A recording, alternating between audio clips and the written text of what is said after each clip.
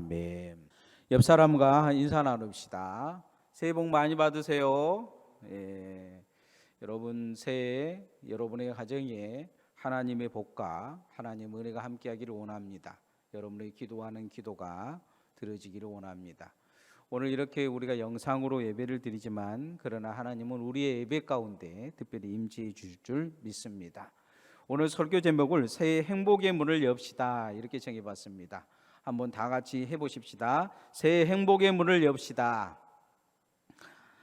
어떤 교수가 연구를 했어요. 재벌 10명과 자기 동료들, 좀 친구들, 똑똑한 사람들, 교수 100명을 물었어요. 행복하느냐?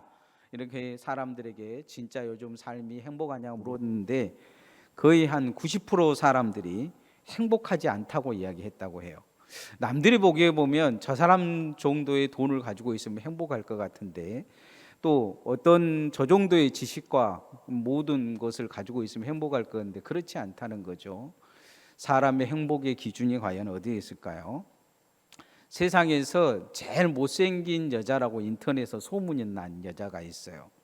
고등학교 때 친구가 사진을 찍어가지고 인터넷에 올린 거예요. 인터넷에서 이 난리가 난 거죠. 이 여자에게 이제 악플이 달린 거예요. 뭐라고 악플이 달렸느냐? 그렇게 생겼으면 차라리 죽겠다. 차라리 죽어버려라. 막 이렇게 악플을 단 거예요. 나라면 진작 죽었을 것이다. 그런데 이 악플을 보면 너무 심한 말을 담아놓은 거예요. 그런데 이 악플에 시달리던 이 사람이 뭐라고 이야기를 했냐면 사람들은 거기에다 밑에다 댓글을 달았어요. 사람들은 나더러 그렇게 살았으면 죽겠다. 차라리 죽으라. 내일 죽으라. 그렇게 이야기하고 인생이 아깝다. 네 부모가 아깝다. 그렇게 막 이야기를 달았다는 거예요. 그런데 거기에다가 나는 행복해지는 것을 선택했다. 이렇게 이야기한 거예요. 사람들은 나를 불행하기를 원하고 네가 불행하게 태어났으니까 불행해서 죽기를 원했는데 그러나 나는 행복하기를 원한다. 이렇게 이야기를 했다는 거예요. 행복하기를 원한다. 그러면 그 밑에다가 댓글을 달았어요. 뭐라고 댓글을 달냐? 나는 대학을 졸업할 것이다. 나는 그리고 강연자가 되고 베스트셀러 작가가 될 것이다. 그리고 하나님이 내게 꿈을 주셨는데 아름다운 가정을 이루라는 꿈을 주셨다. 정말로 나를 사랑하는 사람을 만나서 나는 아름다운 가정을 이루겠다. 이렇게 그 밑에다 댓글을 단 거예요. 그러면서 누가 나더러 죽으라 해도 나는 죽지 않는다. 나는 불행하지 않다. 나는 행복을 선택했기 때문에 행복을 만들 것이다. 이렇게 이야기했다고 해요. 실제적으로 이 사람은 교수가 됩니다. 그리고 꿈을 이루어요. 그리고 그렇게 절망하는 많은 사람들에게 행복을 가져다 줄 수 있는 행복 전도사가 됩니다. 그리고 정말 그를 사랑하는 사람을 만나서 아름다운 가정을 이룹니다. 그는 스스로 그런 이야기합니다. 나는 행복을 선택했기 때문에 행복하다. 우리 선미와 나눔의 교회의 성도들이 2021년 한 해는 행복하시기를 소원합니다. 제가 우리 성도들 교회 처음에 와서 등록하면 꼭 그런 이야기하고 있어요. 행복하기를 원한다. 신앙생활이 행복했으면 좋겠다. 이전에 불행했던 신앙생활 다 잊어버리고 행복을 생각해라. 그런 이야기를 하죠. 세상의 사람들은 행복의 문보다는 불행의 문이 더 가깝다고 생각해요. 그러나 하나님은 우리에게 행복의 문을 주시기를 원하고 있는 것을 볼 수가 있습니다. 2011년 한 해 2021년 여러분이 행복의 문으로 들어가기를 소원합니다. 오늘 시편 1편을 보면 복 있는 사람은 이렇게 시작해요. 복 있는 사람은. 원래 원문을 그대로 해석을 한다면 행복한 사람은 이렇게 해석해야 더 가깝다고 학자들이 이야기를 합니다. 어떻게 하면 행복해질 수 있는가? 하나님도 그 행복의 강점이 있어요.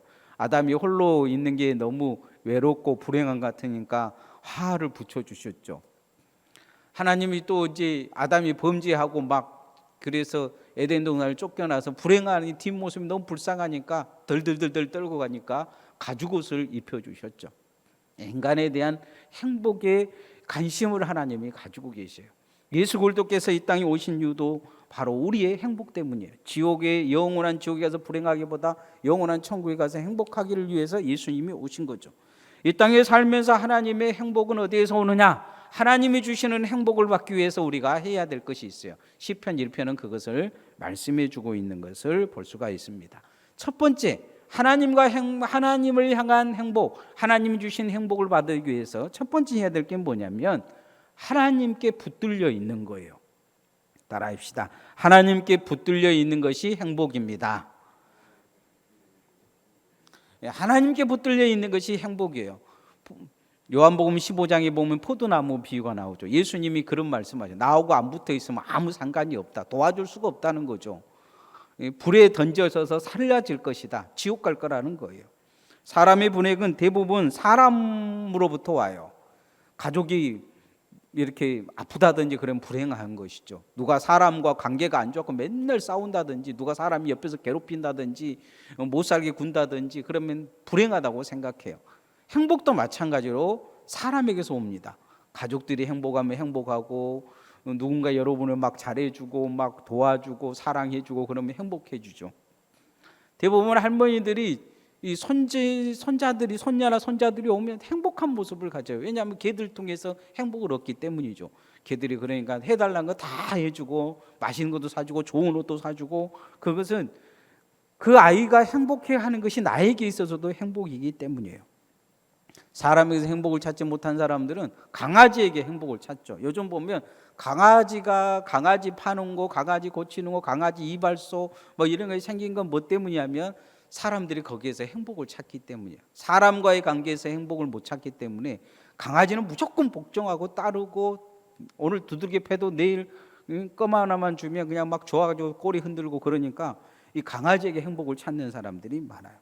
신앙생활의 행복은 어디에 있을까요? 신앙생활의 행복은 하나님과 동행함에 있어요.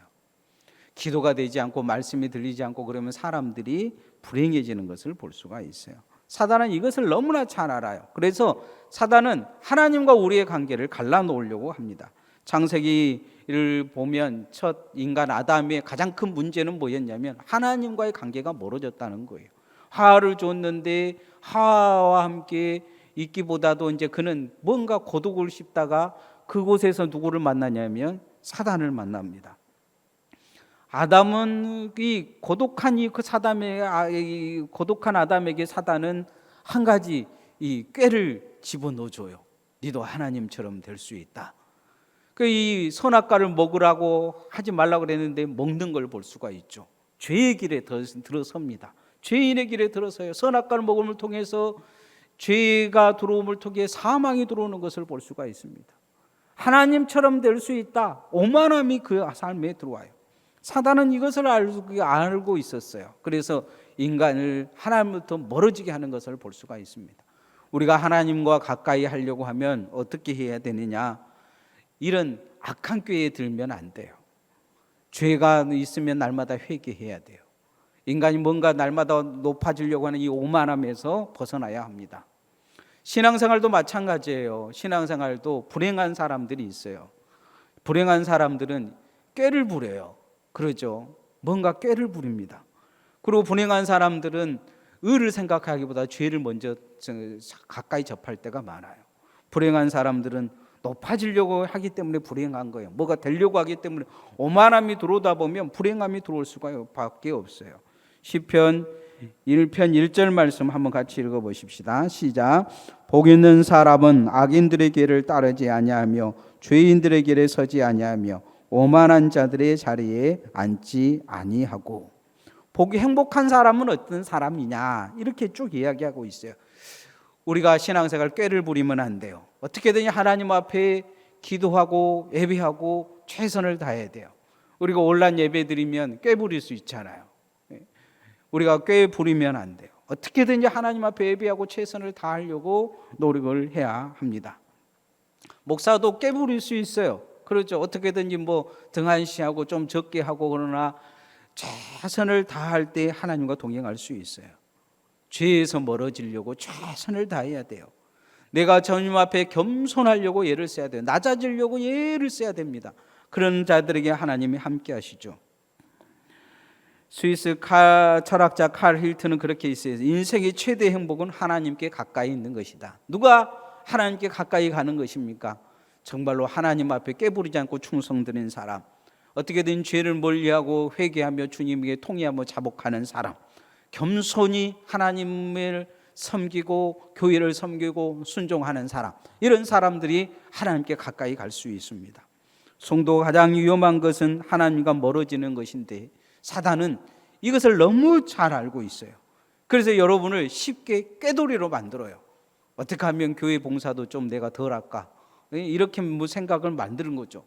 마음속에 죄가 자꾸 들어오게 해요. 남 믿긴 미움게 생각하고 나쁜 생각하고 나쁜 말하게 하고 나쁜 행동하게 하고 나쁜 것을 계획하게 하고, 그래서 자꾸 악을 만들어내는 사람을 만들어내게 해요.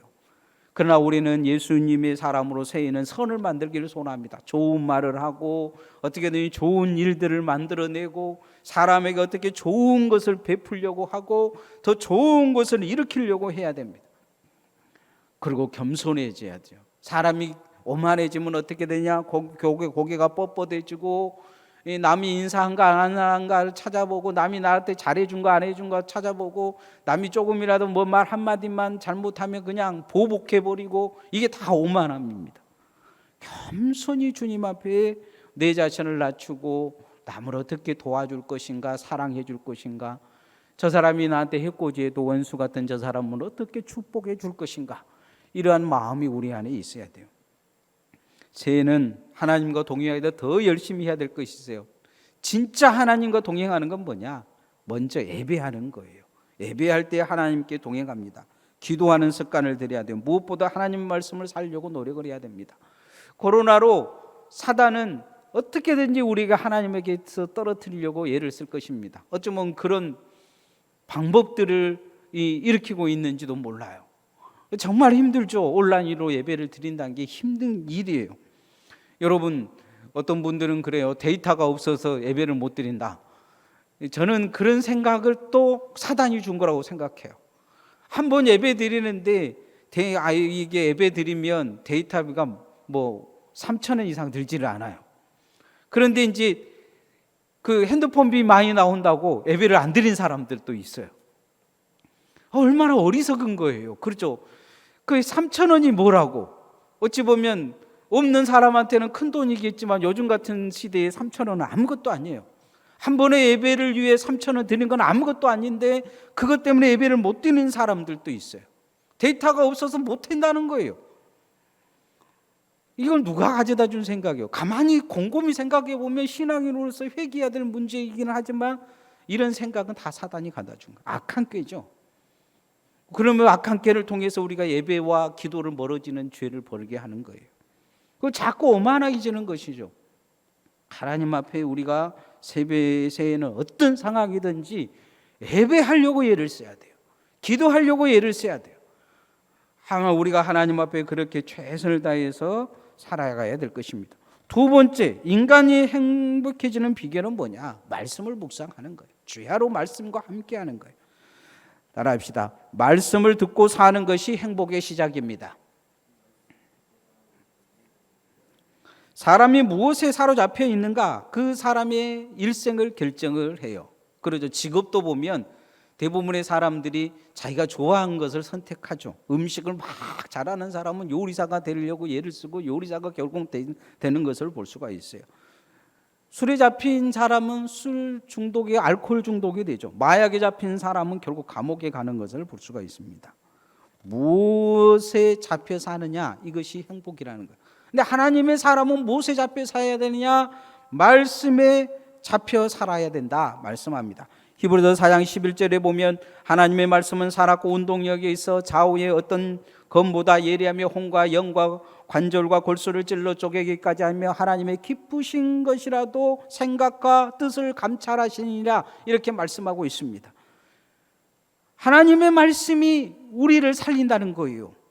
우리 어떤 검보다 예리해서 우리 혼과 영과 관절과 골수를 찔러 쪼개 치료하시고 변화시키시고 역사하신다는 거예요. 하나님의 생각과 뜻을 심어 넣어 주신다는 거예요. 하나님의 말씀은 죽음의 생각과 이 죽음의 마음, 죽음의 삶을 바꿔놓으십니다. 새 생명을 부어놓을 힘이 있어요. 에스겔서 37장에 보면 마른 뼈 환상이 나옵니다. 마른 뼈들이 있어요. 에스겔을 물어요. 하나님이 이거 살겠느냐? 그 주님이 아신다 그러죠. 그러자 네가 살아나라 이야기하라고 그래요. 살아나라 이야기했더니 이 마른 뼈에 막 살들이 붙어요. 막 움직여요. 그러니까 에스겔이 다시 말씀하죠. 생기가 들어가라 이야기하라니까, 생기가 들어가라 그러니까 생기가 드러나서 정말로 살아있는 사람, 산 영이 됐다, 이렇게 에스겔이 말씀해요. 큰 군대가 됐다는 거예요. 이 해골이 그냥 그 해골이 널려져 있는데 그들이 일어나서 하나님의 군대가 됐다, 살아났다 이야기를 합니다. 하나님의 말씀이 부어 넣어지면 살아납니다. 행복은 어디에서냐? 말씀 듣고 우리 영이 살며 믿음이 살고 신앙이 살아가는 것입니다. 시편 1편 2절 말씀 한번 같이 읽어보십시다. 시작. 오직 여호와의 율법을 즐거워하여 그의 율법을 주야로 묵상하는 자로다. 하나님의 말씀을 즐거워한다는 거죠.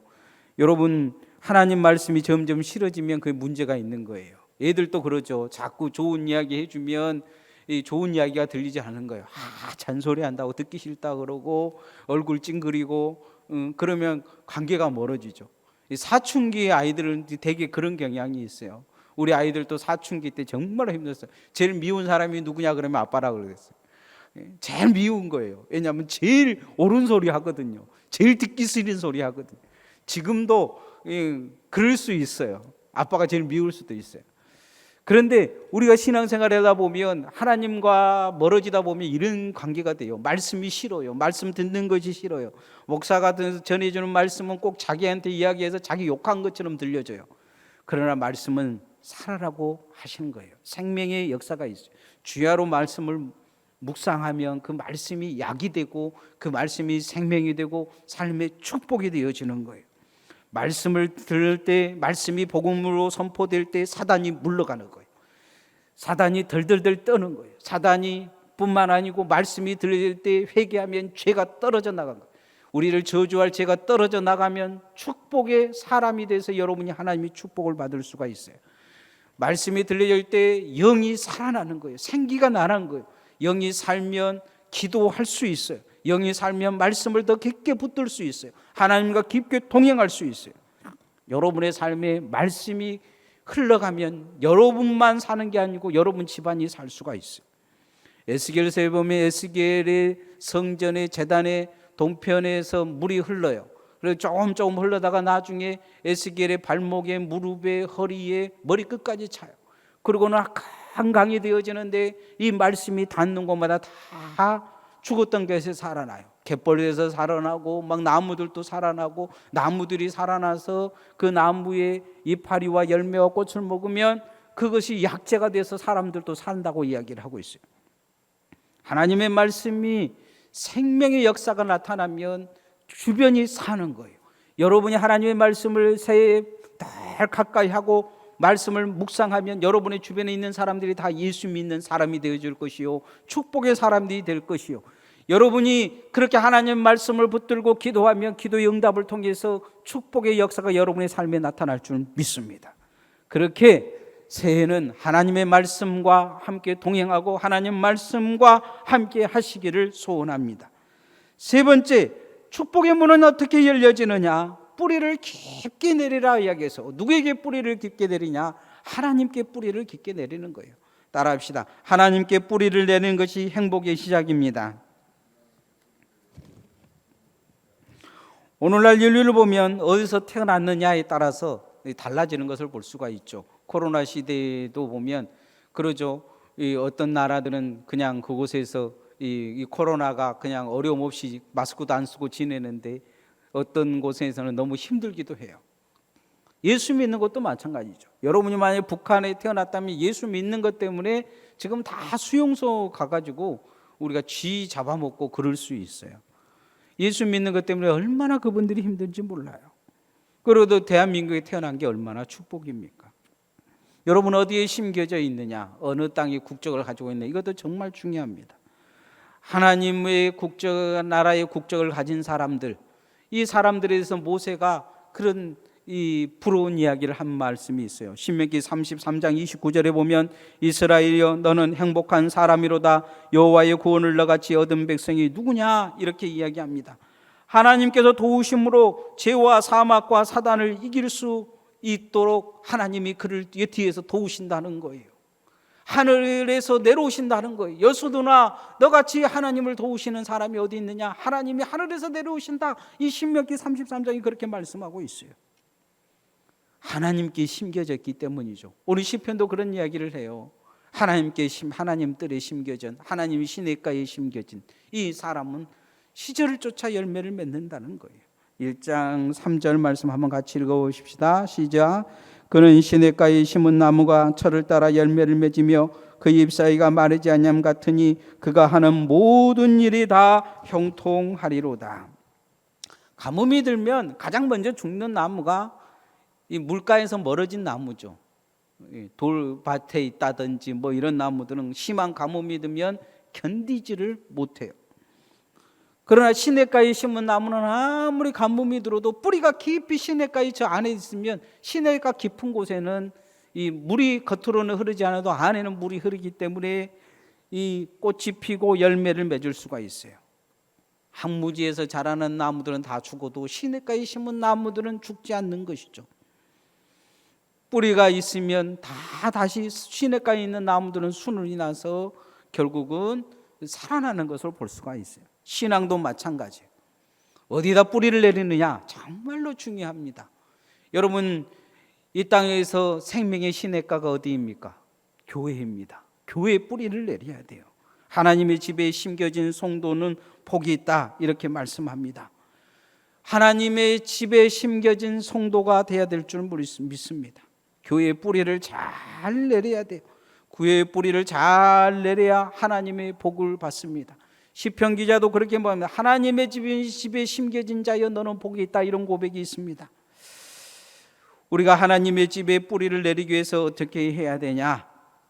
예배에 집중해야 됩니다. 어떻게든지 예배하려고 해야 돼요.